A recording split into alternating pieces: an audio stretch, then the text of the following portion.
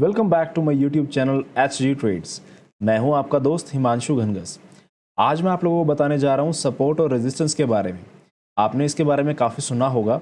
जब भी आप किसी भी रिसर्च रिपोर्ट को रीड करते होंगे तो वहां पे आपको S1, S2, R1, R2 कुछ इस तरीके के लेवल्स मिलते होंगे। ये हैं क्या? बेसिकली S1, S2 जो होते हैं वो सपोर्ट 1 और सपोर्ट 2, और जो R1, R2 होते हैं वो होते हैं रेजिस्टेंस 1, रेजिस्टेंस 2। तो आइए आज हम समझते हैं इन लेवल से हमें मिलता क्या है।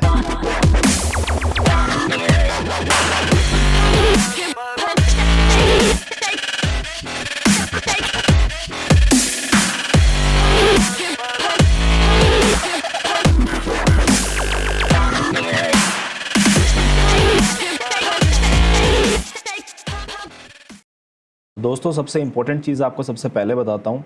सपोर्ट और रेजिस्टेंस ये ऐसी चीज़ है कि आप किसी दूसरी स्ट्रेटेजी को ना यूज़ करते हुए सिर्फ इसके बेस पर भी ट्रेडिंग कर सकते हो। तो आइए जानते हैं कि ये होते क्या हैं।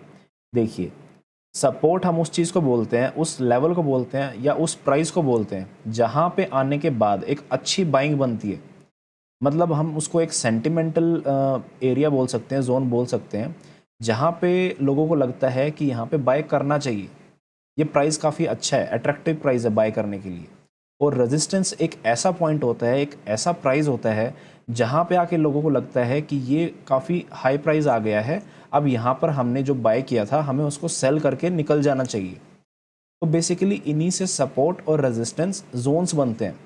तो सपोर्ट और रेजिस्टेंस जोन के बीच में ही कहीं हमें एक सपोर्ट और एक रेजिस्टेंस पॉइंट मिलता है जिसको हम एग्जैक्टली प्रॉपर मार्क कर सकते हैं। तो बेसिकली अगर मैं आपको निफ्टी के बारे में बताऊं, अभी ये निफ्टी का चार्ट खुला हुआ है, आज के दिन का चार्ट है। तो इसमें एक चीज़ देखो, ये अगर मैं इसको थोड़ा सा जूम कर देता हूं, अभी ये सिर्फ आज के दिन की निफ्टी आपको दिखाई दे रही है। तो इसमें अगर मैं आपको कहूं कि यहाँ पे जब मैंने लेवल मार्क किया है, इस लेवल पे आने के बाद लोगों को लगा कि निफ्टी का प्राइस काफ़ी ज़्यादा बढ़ गया है, अब इसको हमें सेल कर देना चाहिए। तो यहाँ से देखो उन्होंने सेल करना स्टार्ट किया। मतलब मोस्ट ऑफ द पीपल जो मार्केट में इस टाइम ट्रेड कर रहे थे उन्होंने सेलिंग की। सेलर्स वर मोर देन बायर्स। तो यहाँ से देखो निफ्टी का प्राइस गिरने स्टार्ट हो गया और गिर के इतना नीचे तक गिर गया, जितना दिन में अपवर्ड मूव नहीं आया था उससे ज़्यादा निफ्टी में डाउनवर्ड मूव आ गया। तो ये जो पॉइंट है, इसको एक एरिया भी मार्क कर सकते हैं हम, लेकिन आज हम सिर्फ सपोर्ट और रेजिस्टेंस के बारे में बात कर रहे हैं। तो मैं आपको एग्जैक्ट पॉइंट्स के बारे में बताऊंगा। तो इस पॉइंट को एज अ रेजिस्टेंस माना जा रहा है। यहाँ से लोग ये सोचते हैं कि निफ्टी का प्राइस काफ़ी ज़्यादा बढ़ गया है, अब इसको शॉर्ट करना चाहिए, इसको सेल करना चाहिए। तो यहाँ पे लोग सेल करते हैं। तो इसलिए हम यहाँ पे एक लेवल मार्क कर लेंगे कि यहाँ पे लोग सेल करते हैं। ऐसे ही हमें एक एरिया ऐसा चाहिए, एक पॉइंट ऐसा चाहिए जहाँ से लोग बाइंग ज़्यादा कर रहे हैं। तो मैं एक लेवल और मार्क कर लेता हूँ। सपोज यहाँ पे इसको हम रेड की जगह ग्रीन करेंगे क्योंकि हम सपोर्ट मार्क कर रहे हैं। अभी प्राइस कहाँ पे है? प्राइस इस जगह पे है, प्राइस है 14,877। तो जो इसके नीचे जो भी हम लेवल मार्क करेंगे वो सपोर्ट बनेगा, और इसके ऊपर जो भी लेवल मार्क करेंगे वो रेजिस्टेंस बनेगा। तो इन लाइंस का कलर आप अपने अकॉर्डिंग जो मर्जी चाहो आप वो कर सकते हो, लेकिन हमारे लिए हम इसको सपोर्ट को ग्रीन मार्क करते हैं और रेजिस्टेंस को रेड मार्क करते हैं। तो जब भी आप हमारा कोई भी चार्ट देखेंगे तो उसमें इस चीज़ को देखते ही आप समझ जाइए कि जो भी ग्रीन कलर में मार्क्ड है वो सपोर्ट है, सॉरी, और जो रेड कलर में मार्क्ड है वो रेजिस्टेंस है। तो देखो, अब इस टाइम पे लास्ट जो निफ्टी की क्लोजिंग आई है वो आई है 14,877 की, और सपोर्ट हमने मार्क करी है 14,821 की, और रेजिस्टेंस हमने मार्क किया है 14,980। तो इसमें सपोर्ट और रेजिस्टेंस से हम क्या आइडेंटिफाई कर पा रहे हैं? इससे हम ये समझ पा रहे हैं कि आज के दिन में 14,820 रुपये पे अच्छी बाइंग बनी थी। निफ्टी 14,980 से गिरी, लेकिन उसके बाद 14,820 पे आने पे इतनी अच्छी बाइंग आई कि एकदम से ये कैंडल देखो, ये कितनी अच्छी कैंडल बनी है। इस कैंडल में कितनी अच्छी बाइंग हुई है। जितना सेलिंग प्रेशर था उतने ही प्रेशर से बाइंग आई है। तो ये एक सपोर्ट है। इस प्राइस पे या इस पॉइंट पे आकर प्राइस ने सपोर्ट लिया है। अब आप सोचोगे कि हम ये सपोर्ट और रेजिस्टेंस कर रहे हैं इतनी देर से, लेकिन ये सपोर्ट और रेजिस्टेंस हम मार्क क्यों कर रहे हैं? इससे हम क्या करेंगे? दोस्तों, सपोर्ट और रेजिस्टेंस से हम पॉइंट्स फाइंड आउट करते हैं कि कहाँ पे एक परफेक्ट एंट्री पॉइंट हो सकता है ट्रेड का। सपोज अगर हमने अभी जो अपनी एनालिसिस किया इतने से चार्ट पे, हमने एक ही रेजिस्टेंस मार्क किया सिर्फ और एक ही सपोर्ट मार्क किया, तो हमें इसमें ये पता चला यहाँ पे आने के बाद प्राइस गिरा और यहाँ पे आने के बाद इसमें बाइंग आई। तो क्या हम ये नहीं कर सकते कि दोबारा जैसे ही प्राइस इसके पास आएगा, इस सपोर्ट के पास आएगा, तो हम यहाँ से बाइंग कर लेंगे, बाय करेंगे, और जैसे ही प्राइस इस रेजिस्टेंस के पास आएगा हम सेल कर देंगे। तो अब आपको 2 पॉइंट्स मिल गए हैं। अगर आपको बाय करना है तो आप यहाँ पे बाय करोगे, अगर आपको सेल करना है तो आप यहाँ पे सेल करोगे। तो इन सपोर्ट और रेजिस्टेंस को आप इस तरीके से अपनी ट्रेडिंग में यूज़ कर सकते हो। दोस्तों अब इसको चार्ट को थोड़ा सा छोटा करते हैं। अब मुझे एक चीज़ बताओ, आपको एक सेलिंग के लिए पॉइंट मिल गया कि मुझे यहाँ पे निफ्टी सेल कर सकता हूँ मैं, और एक मुझे बाइंग के लिए पॉइंट मिल गया कि मैं यहाँ पे निफ्टी बाय कर सकता हूँ। लेकिन अगर निफ्टी इस रेजिस्टेंस को क्रॉस करके आगे निकल गई तो क्या होगा, या निफ्टी इस सपोर्ट को ब्रेक करके नीचे चली गई तो क्या होगा। तो हमारे पास इसके बाहर के लिए तो कोई लेवल नहीं है। तो इसके लिए हम क्या करेंगे, हम चार्ट को थोड़ा सा जूम आउट करेंगे और पीछे के लेवल से हम एक नया लेवल निकाल लेंगे, पीछे का पॉइंट कोई देखेंगे और उससे हमें लेवल मिल जाएगा। अब देखो इस चार्ट में देखने पे मुझे ये पता चल रहा है कि इस लेवल को जो हमने सपोर्ट यहाँ मार्क किया था, इसको हमें यहाँ की जगह यहाँ मार्क करना चाहिए। ये देखो इस तरीके से, क्योंकि यहाँ पे जब इस सपोर्ट के ऊपर प्राइस निकला तो वो ऐसे ऊपर चला गया और यहाँ रजिस्टर करके नीचे आ गया। तो अभी मैं जल्दी से आपको कुछ लेवल्स मार्क करके दिखा देता हूँ, फिर आपको बताऊँगा कि उन लेवल्स पे किस तरीके से ट्रेड हुआ या आप कर सकते हो। जैसे कि मैंने अभी ये कुछ लेवल्स मार्क कर दिए, कुछ मैंने सपोर्ट मार्क कर दिए। तो इनसे मैं क्या समझ पा रहा हूँ, इनसे मैं ये समझ पा रहा हूँ कि इस पॉइंट पे 14,980 में मुझे सेल करना है। अगर यहाँ से निफ्टी नीचे गिरती है और सपोर्ट पे मिलती है तो मैं यहाँ पे निफ्टी बाय करूँगा। इन केस अगर निफ्टी सपोर्ट को ब्रेक कर देती है तो फिर मैं फिर से सेल करूँगा। क्यों? क्योंकि ये निफ्टी के लिए सपोर्ट थी और सपोर्ट तो ब्रेक हो गई है, प्राइस नीचे आ गए, तो इसलिए फिर उसको सेल करना बनता है और टारगेट रहेगा ये नेक्स्ट सपोर्ट जो है।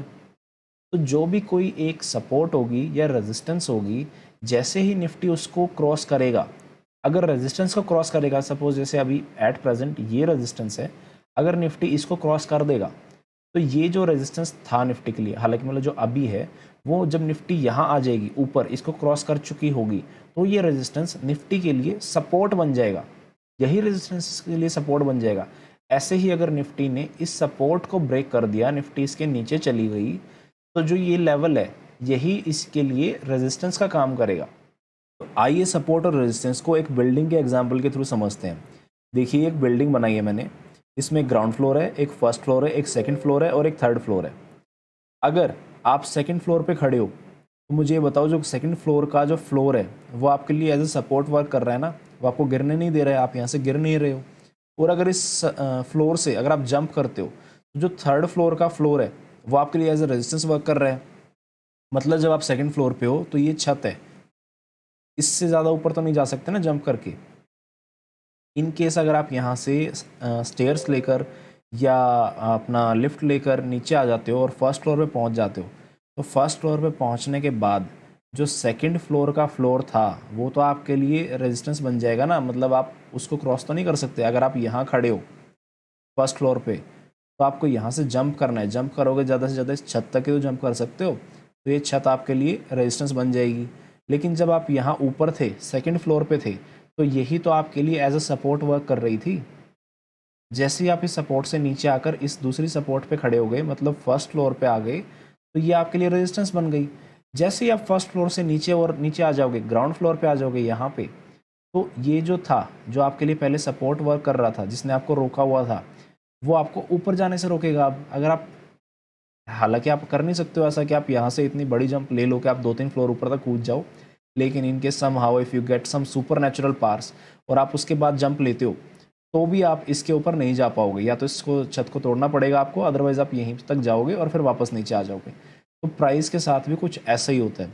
जब प्राइस एक रेजिस्टेंस और एक सपोर्ट के बीच में मूव करता है और उसको किसी एक तरफ ब्रेक करता है, जैसे कि रेजिस्टेंस को ब्रेक करता है, तो ये रेजिस्टेंस जो है यही इसके लिए सपोर्ट बन जाता है। अगर वो सपोर्ट को ब्रेक करता है और नीचे आ जाता है, तो ये जो सपोर्ट था यही उसके लिए एज अ रेजिस्टेंस वर्क करता है। तो इसी फैक्टर को लेकर लोग ट्रेड करते हैं। जैसे कि अगर मैं आपको बताऊं, ये प्रीवियस जो हिस्ट्री इसका चार्ट है निफ्टी का, इसमें इस पॉइंट पे निफ्टी ने सपोर्ट लिया, यहाँ से निफ्टी ने ऊपर जाने के बाद यहाँ पे एक रेजिस्टेंस लिया, तो किसी ने यहाँ पे रेजिस्टेंस मार्क किया होगा और यहाँ सपोर्ट मार्क करी होगी। जैसे ही इसने रेजिस्टेंस को ब्रेक करके निफ्टी ने ऊपर ब्रेकआउट दिया, तो उसने यहाँ पे एक बाय की एंट्री ली होगी, बाय करा होगा निफ्टी को। और उसको लगा होगा कि निफ्टी यहाँ तक जाएगी रेजिस्टेंस तक, तो उसने यहाँ पे निफ्टी में बाय किया होगा, और जो सपोर्ट बन गया, जो पहले रेजिस्टेंस था वो अब सपोर्ट बन गया, तो सपोर्ट के नीचे कहीं पे उसने स्टॉप लॉस लिया होगा और यहाँ से बाय करके निफ्टी को यहाँ तक का टारगेट लिया होगा। अब कितना स्टॉप लॉस रखना चाहिए, कौन सी सपोर्ट रेजिस्टेंस को कैसे देखना चाहिए, ब्रेकआउट किसको कंसीडर करना चाहिए, अगर इन सभी चीज़ों के बारे में आपको जानना है, आप ब्रेकआउट्स और ब्रेकडाउन्स के बारे में और जानना चाहते हो कि किस तरीके से इन पर ट्रेडिंग की जाती है, आप हमारा टेक्निकल एनालिसिस कोर्स ज्वाइन कर सकते हैं। हमारे पास 3 टेक्निकल एनालिसिस कोर्सेज अवेलेबल हैं, आप उनमें से जो भी चाहें वो ज्वाइन कर सकते हैं। उसमें हम आपको बिल्कुल इन डेप्थ सारी चीज़ें स्टडी करवाएंगे।